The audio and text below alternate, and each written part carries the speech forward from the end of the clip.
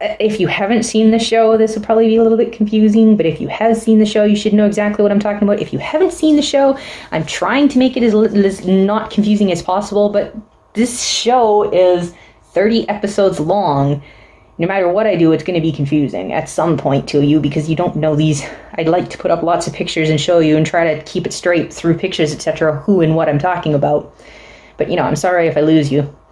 Also, there will probably be spoilers within this, but I will try to keep major ones out of it. I don't think I wrote any major spoilers, but... So... Hello everybody, and thank you for clicking on this video. Now that it has been, like, close to a month and a half since I finished this drama, I am finally going to try to film a video response to it. A number of things have been happening in real life that have made it impossible for me to have energy or focus to be able to do a video like this. That's why it has been so long since the last one. But the Princess and the Werewolf. This picture right here comes from Princess and the Werewolf. Even though it's going to sound like I didn't like this one, because I'm going to start with things that I had complaints about, I actually really did like this one, aside from specifically 5.5 episodes that desperately need to be deleted. Aside from those 5.5 episodes, there was only 3 other things that made me really mad, and, like, you know, let's get into it. The Princess and the Werewolf. Main actors being Chen Zhuyuan and Wu Zhuanyi. That's the main guy and the main girl actors. And then there's a whole bunch of others.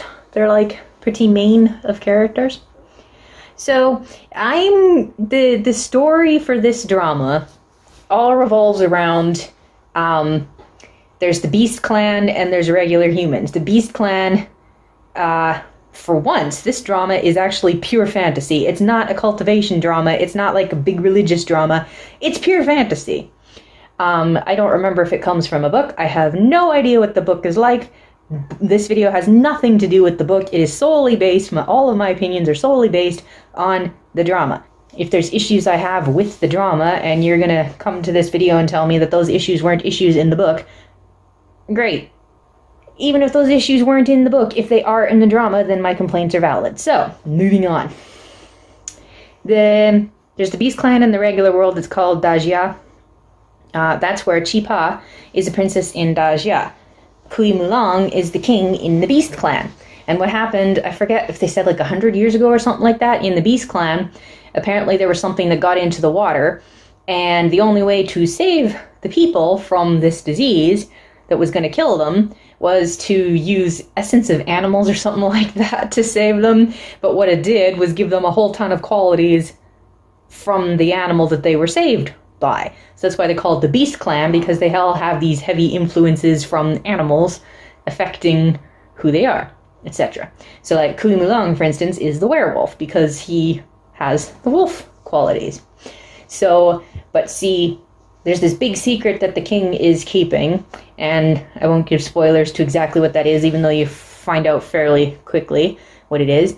But the point is, in order to save Kui Mulang, in order to save himself as well as everybody else, because all of their lives depend on him, there's one specific thing that he needs, and it's this, I forget what they called it. It's this pearl thing, and he went and he had it, but before he could actually use it the way he needed to use it, he accidentally ran into Chipa, and she accidentally swallowed it. So she has no idea whatsoever that she swallowed it, and she vanished before he woke up, so he never actually got to see what she looked like. But he can sense the pearl. So ever since that time, which was like 5 years ago, ever since he lost the pearl, he's been trying to find it. And finally, near the beginning of this drama, he finds it. And through everything that happened, he ends up kidnapping her. And I don't remember why, but he decides just straight up telling her exactly what's going on is not going to work. Because the only way for him to get the pearl out of her is through their kiss of mutual love. The pearl will come out of her and go into him. But then the other problem is he has a second secret, and that is that during the night, he looks like a monster. And That is one thing that this drama did really well. Usually in most dramas, I'm like, dude, there's always something that makes it obvious that this person is who it is. Especially if you love someone, it does not take much to recognize them. And in most dramas, it's like, their voice is so obviously their voice. Or like, their face is too obviously their face. Even if you hide part of it, that's not good enough. Etc., etc. But in this one, in The Werewolf and the Princess and the Werewolf, when he's in his monster form, his voice actually changes. He has like a really deep voice when he's a werewolf. But when he's normal human form, his voice is much higher and softer. It's actually very different. I'm like, well done. So not only are his features all weird and like there's marks all over his face and all this stuff, and half the time he has his face all covered up anyway, but she sees his face, but it does have like marks all over it, and he's got all these big ears and these big fangs and all this kind of stuff. So not only does he look very different, his whole feel is very different because the way he carries himself and his whole attitude and the way he acts is extremely different, and his voice is very, very different. So good job on that one. That gives big kudos to this show. But yeah, he meant to meet her in his like regular human daytime form, but she barged in and met him during his nighttime form. Then he accidentally meets her in his human form.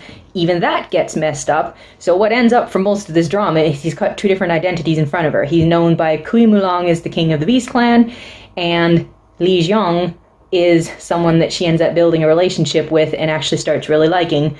Not because...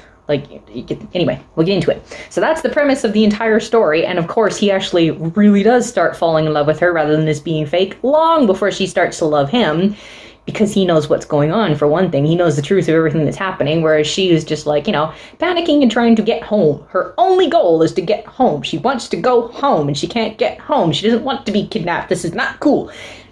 And I agree with her. That makes sense. So first of all, there's Chi-Pa.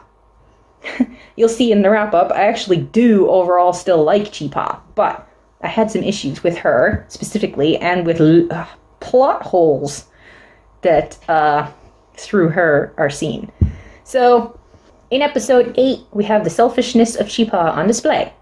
When she decides to use Muan to combat Kui, despite knowing that Muan caused a war, only like 5 years ago or something like that, she herself says, life is the most important. She specifically says that at one point. Life is the most important thing. And yet, she does this anyway. So that she can escape, let's just potentially cause another war. Girl? Ugh.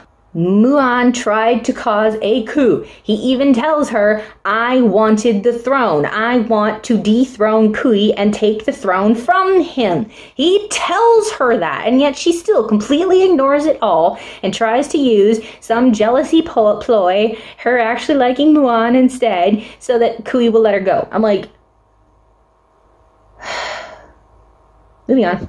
Episode 15, another display of selfishness, when she tries to pretend that she had a miscarriage because, to save someone's life, she claimed that she was pregnant when she wasn't actually pregnant. So she's pretending to be pregnant.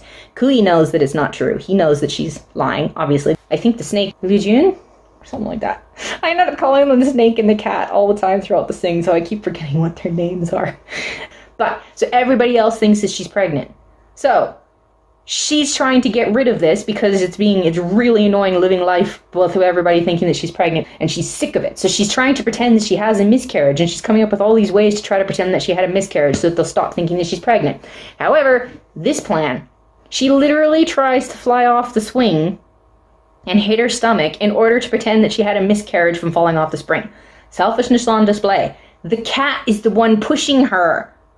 Hangzhu is the one pushing her on the swing, and she plans to fly off the swing and kill the baby.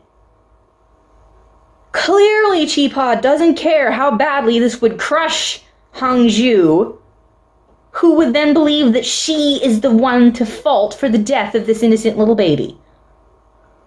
I can't believe Chi-Pa actually tried that. If Hangzhu was standing to the side and it was her pushing herself, fine. But when Hangzhu is the one pushing you on the swing, and you're gonna... Moving on again. Episode 10, so backing up. Chi-Pa makes the statement, all men are liars. This line makes no sense at all. It comes out of left field and has zero grounds to be said. In fact, if anyone as a whole should be labeled liars so far in this drama, it's the women, not the men. She is telling lie after lie after lie. Nobody that I can think of, no man has told her a lie. Where the fudge did this come from? It makes no sense whatsoever. Like, excuse me? Huh? If she had said this after she found out that Li Jiang isn't who she thought he was, then it would make a little bit of sense. One man told you a lie that made you extremely upset, but I'm pretty sure, skipping kind of back through that, I'm pretty sure this is actually before she found that out, so literally makes no sense at all. Episode 15, we get the brainlessness of Chipa. Usually Chipa is really smart, but how bad is her memory? She says, as long as Kui loses his temper with me, I could then pretend to be stimulated and have a miscarriage. Completely blanking on the fact that the last time that he lost control, he almost killed Chipa? And then she turns around and says, so it turns out that becoming animalistic means turning clingy. Oh, how weird. Despite the fact that she is the one who said that this stuff to a wolf is like catnip to a cat. Brainless on top of brainless, like... Episode 16, at least she finally said that the reason she won't forgive Li Jiang for not clarifying his identity is because she doesn't want to have a reason to stay in the Beast Clan, but still. She carried that on for so long, pushing him away and not talking to him and refusing to talk to him because of all of that. She carried it on for so long, I was so mad at her, and then she finally told us in episode 16 why she was carrying it on, and okay, that makes sense, but still, the fact she never admits all of this was her fault to begin with, not his. She is the one that assumed who he was. All he did was not correct her. So he's at fault, yes, because he went along with it. He didn't correct her. He played the part that she put on him. But it's her fault, too, because she's the one that assumed that's who he was. And she never admits that. So that bugged me. And that's actually a theme with her. She is really, really, really bad at admitting when she's wrong. I think she does a few times in the drama, but she is so intensely prideful. Really, she's rather arrogant and prideful. She's like the exact opposite of Kui, I swear. Episode 26, here we go. You nerd, I'm a girl, I can't start things.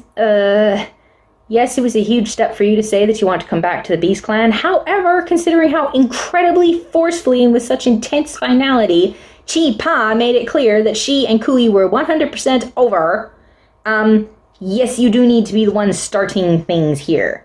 And on top of this, it's Kui that is apparently supposed to swallow his pride and apologize to her, according to the snake. I mean, what kind of messed up are you kidding me is this? He did apologize multiple times. You couldn't make it more clear than he did. And yet he's the one that has some kind of pride issue, and that's why they can't get back together, is because he's the one that won't swallow his pride. Moving past Chi-Pa and the things that irritated me with her, I have to mention Hu Jie versus Sumu. The ploy of female generals falling in love with the king and getting jealous when he loves someone else is far, far too overused. So overused that it is starting to getting downright insulting. And they do it twice in this drama.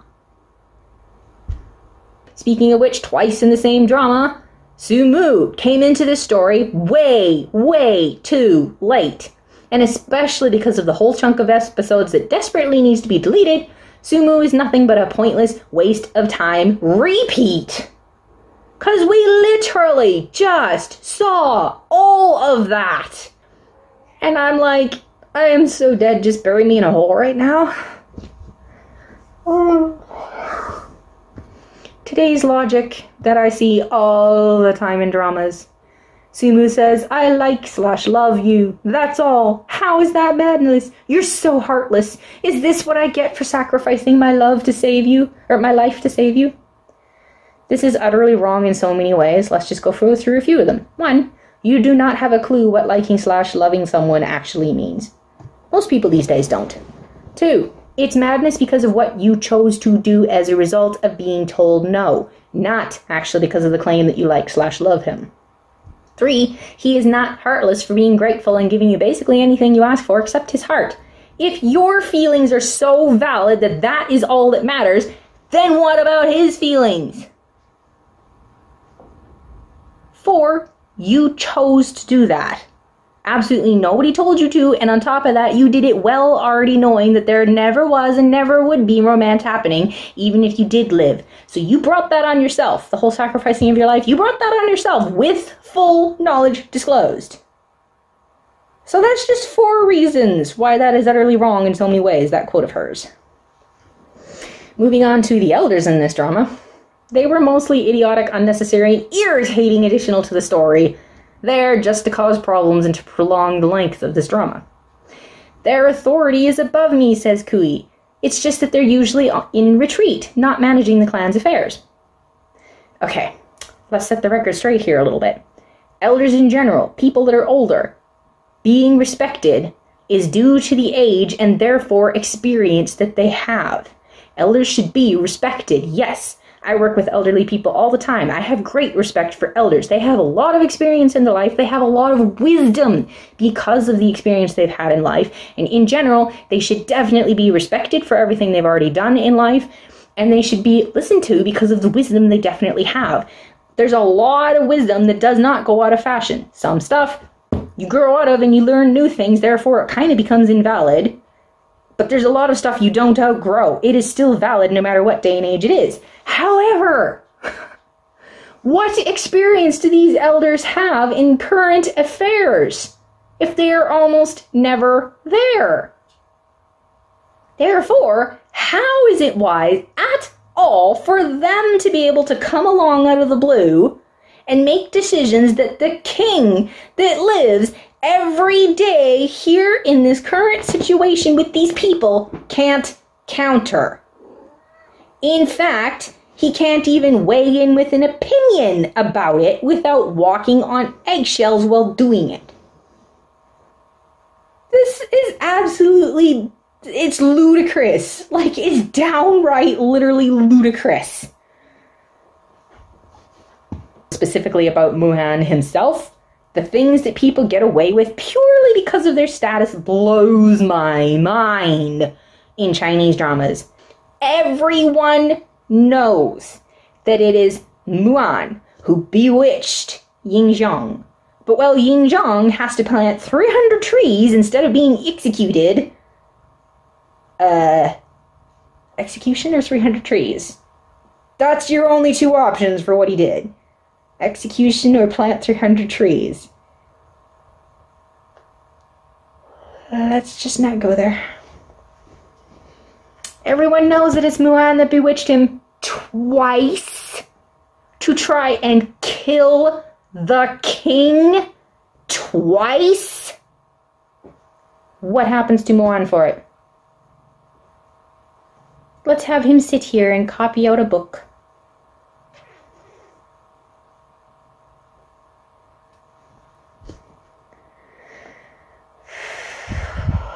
Okay, where do I go from here? Okay, so I did miss something. I started thinking ahead. Episode 15, there's a beach ball match. And I'm sorry, but it's pathetic. It was so weak and so pathetic because, as far as I can tell, they are claiming in the drama that most, if not all, of the people in the Beast Clan have literally no idea what this game is. Never mind ever having played it before. That's the impression I got. And yet, the pro players from Dajia playing against brand newbies that, given the timing, didn't even have time to practice. So this is the first time they're ever playing it. Like, you can't get more brand newy than this. They didn't even know all the rules properly. They had disadvantages that they didn't even realize were going to be a disadvantage because they're Beast Clan, and nobody took that into consideration before they start the game. And yet, what I'm supposed to get out of this match is that the pro players, especially Ying Xiong, is so epic and so incredibly cool because he's such a pro player. And that's not what I got out of it at all. And then in episode 13, Mulan, while proving that Kui and Li Zhang are the same person, asks Chipa, have you ever seen these two appear at the same time? And the answer is yes. At the beach ball game. Apparently the whole thing didn't happen, because Chipa's response is to stay silent. Like as if he's got a point that they have never once seen Kui and Li Zhang at the same place at the same time. And I'm like, they did. At the beach ball match. They were both there. So, like, contradictory and weird. And then I think it was also in episode 23 is the inconsistency of the poison. Chipa was hit at the base of her skull. She survived because they were quick enough that it didn't reach her organ or her bones. That is the slowest moving poison I have ever heard of. And then there's somebody else at an earlier point that nearly died because of a scratch on their hand. And yet, when Bai Kui gets hit in the leg, he says, the snake helped me remove the poison. Why didn't the snake help remove the poison from Chipa? As a result of that, all he's doing is limping a little bit. Like it basically just happened, and he's just down to a tiny bit of a limp. Okay then. I guess I will just move on to Yi Zhang. This is one of the 4 things that I absolutely hated about this drama was Yi Zhang, the Dajia general.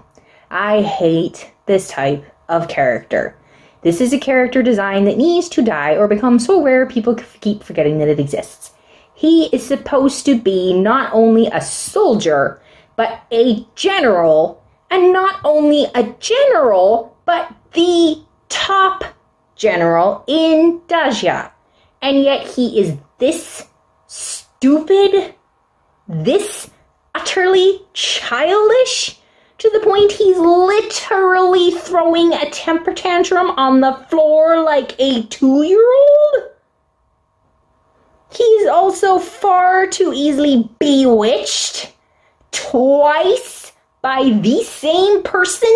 He is bewitched into doing something so bad that the only 2 options for punishment are execution or plant 300 cheese.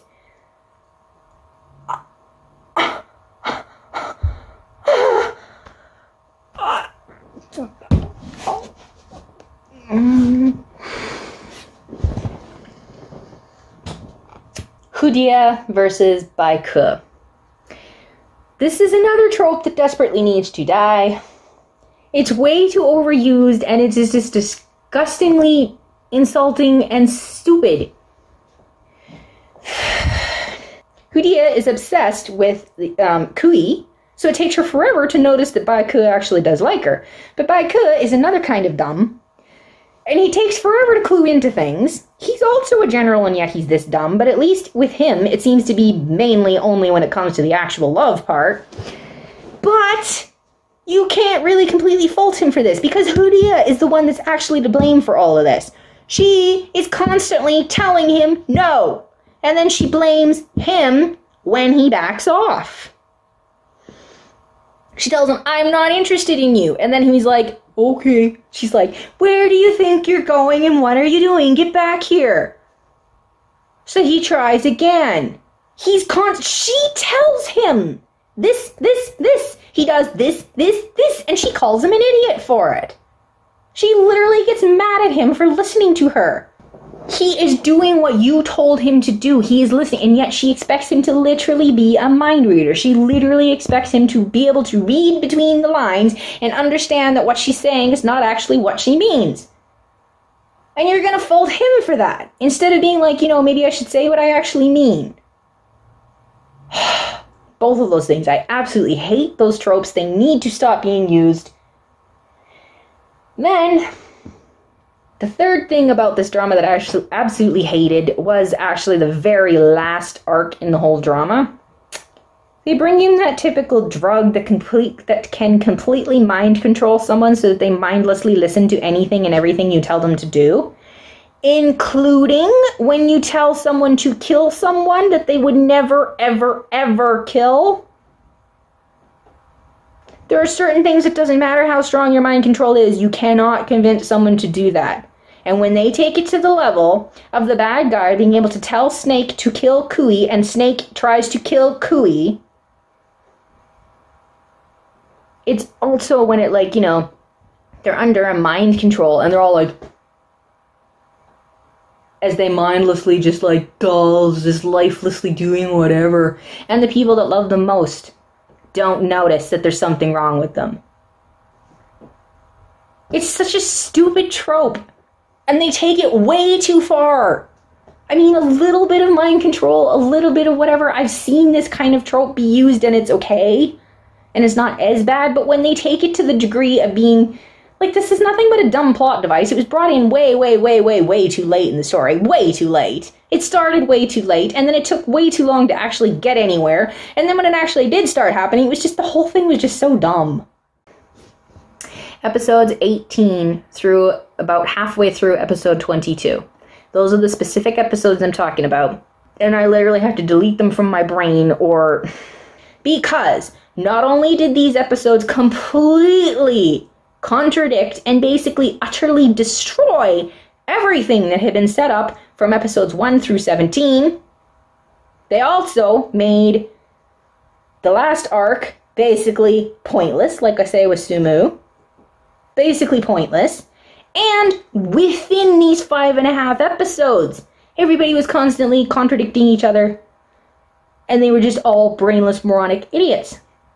If you don't believe me, here's 30 points about them. 1. Where'd Chipa get the idea of a harem from? 2. The indication that there isn't. 3. The elders themselves won't back down on this point. They say no to a harem because werewolves never have more than one wife. And yet, 4. Everyone is constantly talking about how much Kui loves Chipa to the point he's becoming unlike himself. Points 2 to 4 also spill into the part of the story that comes after this, like I said, with Sumu. Go away, cat. She's having a noisy bath right beside me. 5. I'm sorry, but the whole auction thing was the most selfish thing Chipa on display. Part 3, at least. 6. This drama seriously drags during these episodes. 7. Chipa complains that Li Zhang never comes to see her, but every time he does show up, she says, later, and runs away. 8. Kui/Li Zhang gets entirely pushed over during these episodes. You barely see him. He's barely over there. He's like... 9.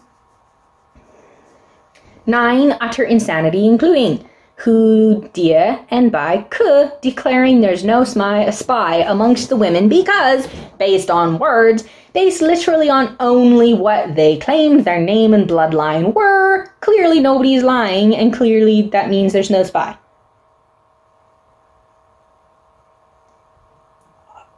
I thought you guys were smarter than the General Fantasia. 10. The snake claiming that Chipa is doing all of this for Kui, and is thus such a good person/wife. What about any of this makes him think that she's doing this for Kui's sake? What about... 17 episodes, people. 17 episodes. Probably more, because I forget which episode it was in that he said that. 11. The aesthetic taste vote was literally one of the dumbest things I've ever seen. The reasons for voting for Kui, the only thing dumber than the test itself. 12. Episode 20. Turns out Chipa isn't being naughty, she's doing something bigger. I mean, no duh. And y'all knew that from the get-go? What was the point of that line? 13. Chipa is a horrible judge of character, turns out. And also, can you scream plot device any louder? Plus, she claims at the start that all of this was for Kui to pick a new wife. But during this process, Chipa is clearly trying to narrow it down to one, all on her own. 14. Not that we needed any of this to drag out any further than it's already dragging, but after lesson 1, she's like, judge what they learned, when they literally learned nothing from that fiasco you call a lesson. 15. A hilarious point. There are supposed to be 4 girls here, but the 4th girl is pretty much a ghost. The only time you see her is during lesson 1, when you only see her from behind. You never see her face. And then she's basically literally deleted for real because they're talking about the other 2 dropped out. But suddenly that leaves only 1 person.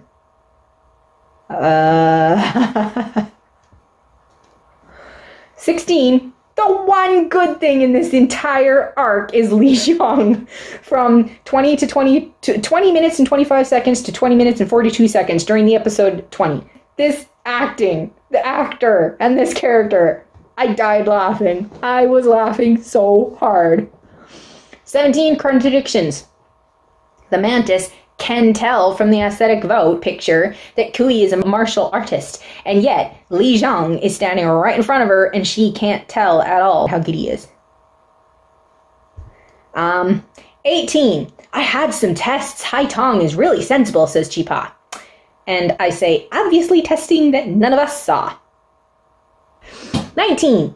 You don't know Chi Pa. When she wants something, she always gets it, says Kui. That is a very weird statement. Well, the second part is kind of true. It's not fully true, or Chi Pa would have been back in Dajia a long time ago. 20. Kui is super smart. He really is. And yet, now that it's clear that Hai Tong is weird, he doesn't tell the snake to do a proper check on her background. His brain is turning off, and it gets worse. 21. Oh wait, there was a second good thing. Kui again. In episode 20 at the 35 minute and 57 second mark. Poor Kui. 22. This isn't right. I know I picked the right girl. Why isn't he accepting her? No words. I literally have no words in response to this, Chi Pa. Episode 21. 23. Kui Mulang is rather insensible. Chi Pa! His character and everything he has ever said has never changed. He has been so incredibly consistent with everything he has said and done. Then while talking to Li Xiong, she says, we have to be generous and not leave him single. And also, you're not him. How do you know he doesn't like Hai Tong? You picked the girl without any input whatsoever from Kui. The only input from Kui you've got is no. Consistently, this whole time, no. That is his answer to you, and you are not listening to him. 24. I get so sick of people steamrolling over the person they supposedly love. Chi Pa has decided she knows what to do and won't listen to anything Li Xiong says, even though she supposedly loves him, and he is the member of Beast Clan, which means he is the one that grew up there, so he would definitely know more about it and its king than she would. She says, don't you want us to be together? That's what she instead pulls out on him whenever he says he doesn't think her plan will work. I'm trying hard to make Kui fall for Hai Tong. Once I succeed, I'll date you, okay? I have no words. And what's it all for? Literally nothing but to drag out the runtime. Cannot make it more obvious that's all this is for.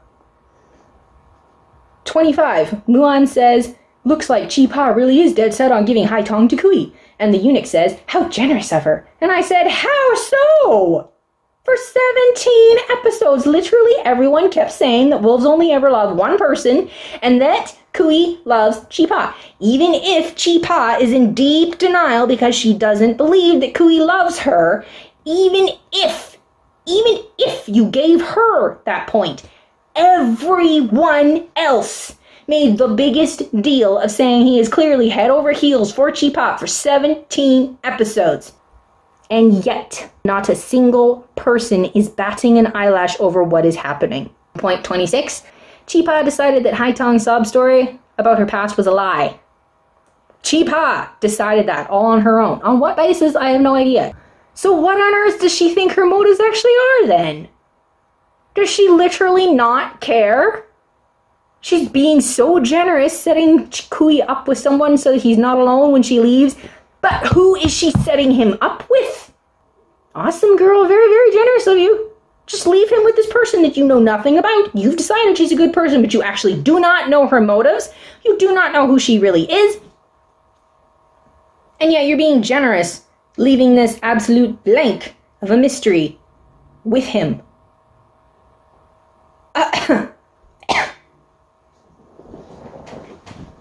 And then we reach the part that really broke the camel's back. Number 27, the snake giving the worst advice. Him giving bad advice is actually not new, but Kui doing it. He says, pretend to accept Haitong and Chi-Pa will get jealous and call it off.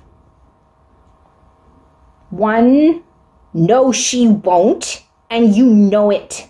Because Chi-Pa has made it so clear, she literally spelled it out in so many words to both Li Jiang and to Kui that she wants Kui to marry Haitong and let go of Chi-Pa.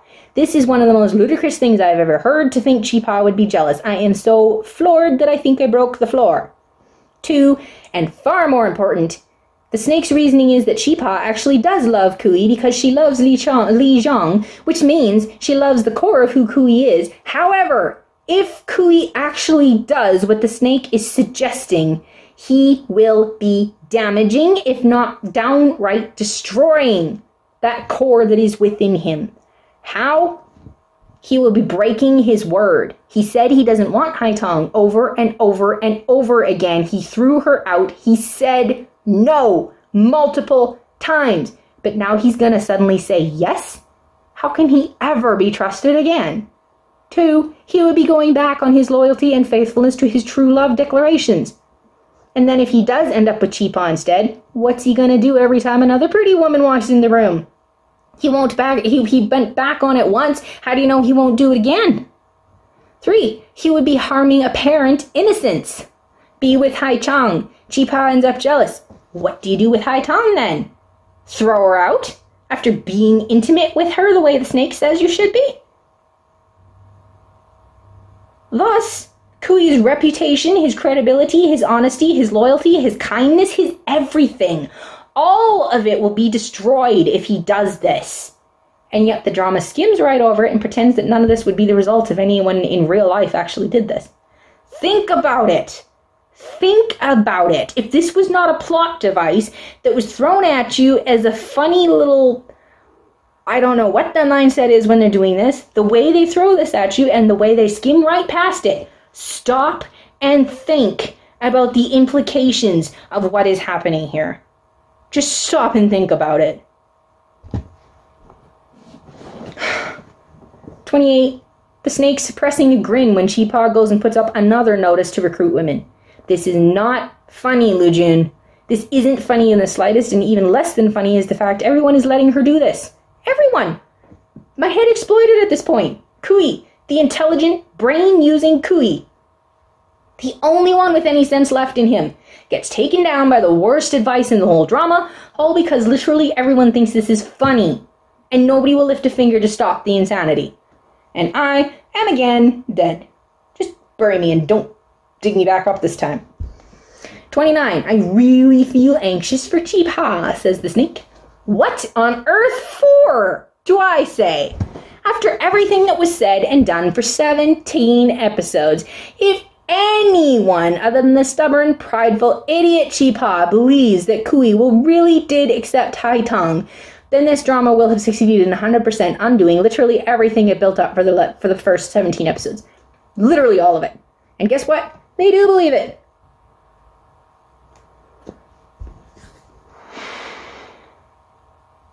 Kui went ahead and listened to the snake and made it look like he had accepted Haitong. And everybody believed it. Everybody. Chi-Pa's response: clicked at first sight and had a good chat. I really didn't see this coming, Kui. You really are two-faced. There is far too much whiplash and fury happening for me to have a response for this. I broke the floor again. And then there's Kui, who literally claimed that Li Jun doesn't know Chi-Pa like Kui does, and yet she didn't react at all, says Kui. No, says the snake. And Kui says, didn't you say this would work? No matter how desperate he is, at this point, Kui should have said, "I knew it! You are the biggest idiot on the planet aside from Chipa herself, and me, since I listened to you!" But no, that isn't what he says. He says, tell Hai Tong to leave and get Chipa here. I'll ask her myself how she feels. Kui!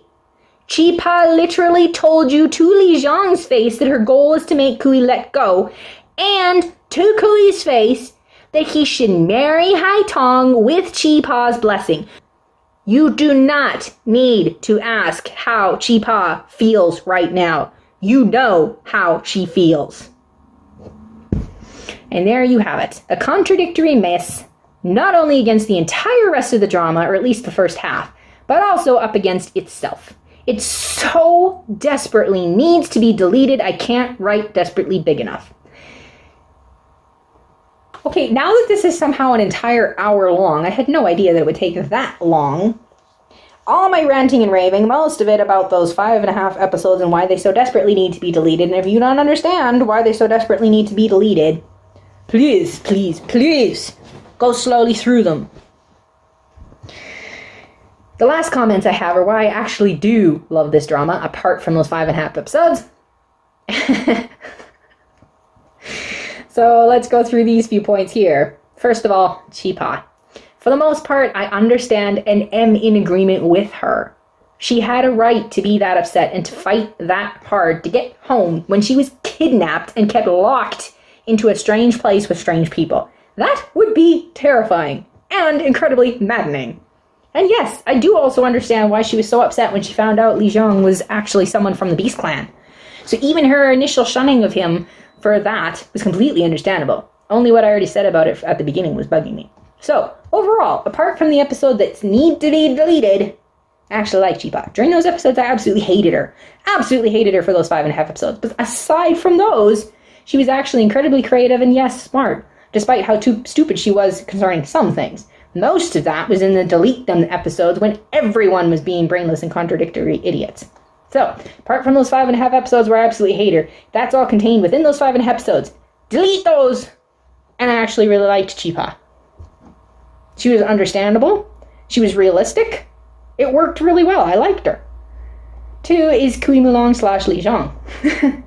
The fact he never justifies the wrong he's done. Over and over again, even when it's just him or him and the snake, he knows it was wrong to kidnap Chipa. And while there are reasons he can't take her home, the best option, at least to me, would be to tell her what's going on. And I legit don't remember why he said he couldn't. I think he actually had a fairly reasonable reason why he couldn't, but I don't remember what it is, and I didn't look. I totally forgot about that. Didn't think to look it up. But anyway, at least even in that, he never justifies the wrong. In episode 10, the epicness of him knowing and being prepared. So his face when he knows she's lying but has to play along with it. His patience, his incredible patience. Chipa oral drugs him twice, downright lies to him multiple times, attempts to get him thoroughly drunk, then literally stabs him. And there's more, I'm sure. But he remains utterly patient and so gentle and so sweet through all of it. Literally, I think he's the first character I've described this way, and he is literally the sweetest sweetheart ever. He is so gentle and so sweet, and yet he is not a wimpy little pushover. He is not a self-centered little wishy-washy little boo-hoo, emotional whatever like, so many men I've been seeing recently. Usually it's the guys I'm part of, but there's been several dramas lately where it's the guy I can't stand. But he's not like that at all. He is so strong, so powerful, so patient, so loyal, so smart. His love for his people is incredible. His sense of duty, despite knowing... spoiler that I said I wasn't going to spoil. Despite knowing that that's going to happen in order to keep everyone else safe. I'll be a fangirl of this character forever. And 3, you might think this is a weird fact to factor in for loving a drama, but believe me, it is such a breath of fresh air for so many reasons that shouldn't exist, because the other so incredibly overused and in most cases the stupidest thing ever plot device is Chi-Pa's final plan. The one in the end, in order to save Kui from dying. In most dramas, the person doing the saving kills themselves in order, or tries to kill themselves in order to save the one in danger. That's how most dramas do it. They just, oh, I want that person to live, so I'm just going to kill myself in order to let them live, without any regard for how that's going to make that person that's surviving and now has to live without you. Just don't get me started on it. Either way, in this one, she didn't. Chi-Pa actually came up with an actually really smart plan that didn't involve anyone almost dying. And that made my respect for her bump up pretty high. That was actually well done. She was actually really smart there. That was a really smart plan that I actually should have seen coming, but I didn't because it made it look like she was going to try to kill herself. That was well done. I really appreciated that. Like, really, really appreciated that. And then fourth is just Chi-Pa with Kui. A lot of dramas, the romance happens too fast. But in this one, she stubbornly refuses to love him, even when it reached the point you think she had legitimate reasons that she should have. She didn't. The trick that finally made her start opening up to him, the fact that she went blind for a while, was a good one. It was unique and it made sense. Going blind is absolutely terrifying, and he was the one that was very gently, very patiently, very carefully being an anchor of support. The only thing to keep her sane, the only thing to keep her safe. He was the one there for her when she went blind. It made sense. And then the real underlying issues of the lies keeping them apart are all exposed. She leaves, and the whole garden scene where she risks it all and free falls to draw him out. Oh, that was so cute. I don't even know fully why, but that was so cute.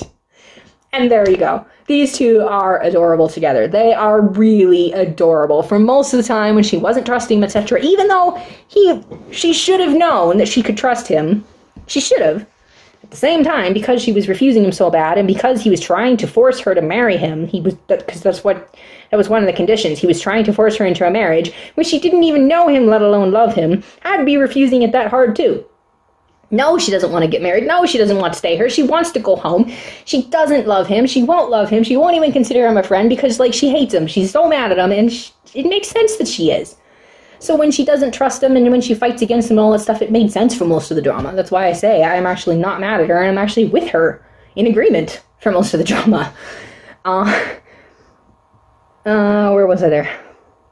I really, really love the fact that those lies are properly dealt with. It's literally the exact opposite from Blue Whisper. And I did a video on Blue Whisper for you to see exactly what happened in that one.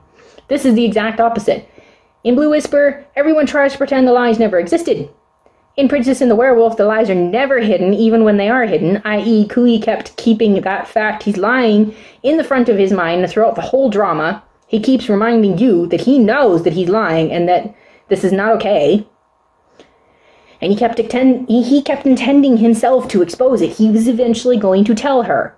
He intended to tell her throughout the entire drama. He never intended to keep it a secret. Even after he really does start loving her. And then when he's caught in the lie, coincidentally, right when he finally decides to tell her, another character comes along and tells her first. Eye roll. He doesn't try to hide anything. He admits every single part of it as being true.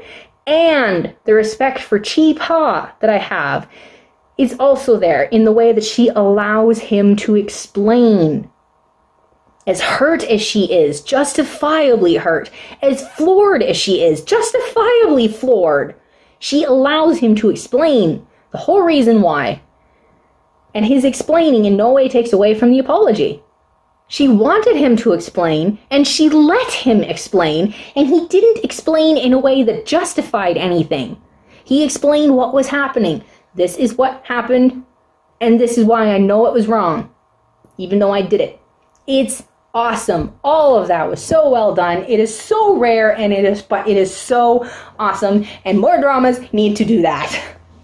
So, despite how many things made me mad, 90% of them were contained within those 5.5 episodes.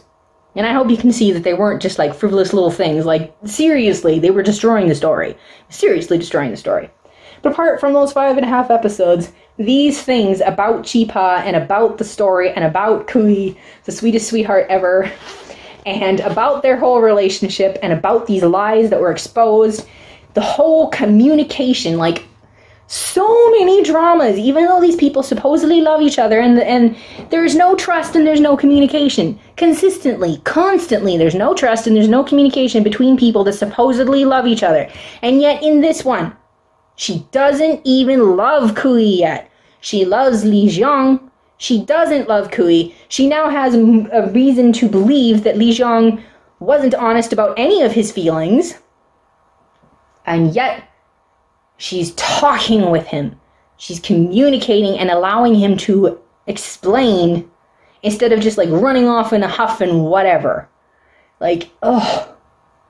So, after this super long video, and my voice is going a little bit hoarse because this is the first time that I've talked this long in a long time, and this passionately in a long time. Anyway, if you haven't seen this drama yet, I hope that wasn't too confusing. I hope you managed to make it through it, and I hope that made you want to watch it, because it's worth it. This drama is really good. You just need to delete those 5.5 episodes, and then those are the things that made me mad. I could have lived with them, I suppose. Even though they made me mad, I could have lived with them, but not those 5.5 episodes. If I ever rewatch this drama, I'm not watching those 5.5 episodes. There's one thing that happened within them, Hai Tong. So if you actually just plain skip those episodes, it won't make sense, because you're like, where'd she come from, if you don't watch them? But there was unnecessarily dragging. You could have brought her back within one episode. You did not need to take 5.5 episodes to bring her back into the story. You did not. Especially when you did the 5.5 episodes the way you did them. But I was supposed to be ending on the positive note. That is Kui and Chipa. It is awesome. Those two. There was so much good about this one. So much that I appreciate, extremely much appreciate, that I wish was in more dramas and it wasn't such a rare thing. So, that's what I have to say about the werewolf and the princess, or the princess and the werewolf. What are your thoughts? If you have any comments on what I said, if you want to add to it, if you want to disagree, anything you want to say, feel free to say it in the comments. I just ask that you be polite about it. Feel free to leave it in whatever language you want. Just understand that I have to use a translator to do that. I hope you enjoyed. I hope I didn't do all that for absolutely nothing. Bye, and thanks for watching.